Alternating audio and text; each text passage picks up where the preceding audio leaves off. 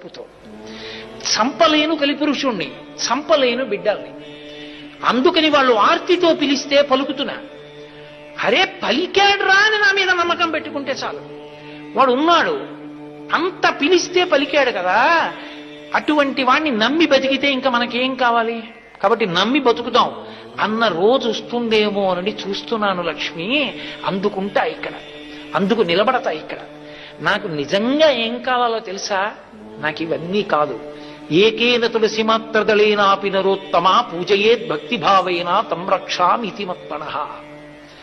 నాకు నిజంగా కావలసింది ఏమిటో తెలుసా? ఒక్క తులసిదళం చాలు. భక్తుడైన వాడు ఒక్క తులసిదళం. స్కాందంలో వ్యాసుడు ఇచ్చిన శ్లోకం నేను చెప్తున్నది. వెంకటేశ్వర హృదయాన్ని వ్యాసుడు చెప్పాడు. ఏకేన తులసి మాత్రదళేనాపి నరోత్తమ. నాకేం అక్కర్ల, ఒక్క తులసిదళం.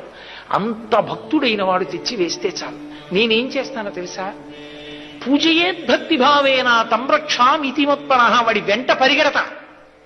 వాడు తింటే తింటా, వాడు కూర్చుంటే కూర్చుంటా, వాడు పడుకుంటే పడుకుంటా, వాడితో నేను ఉంటా. అది నా కోరిక.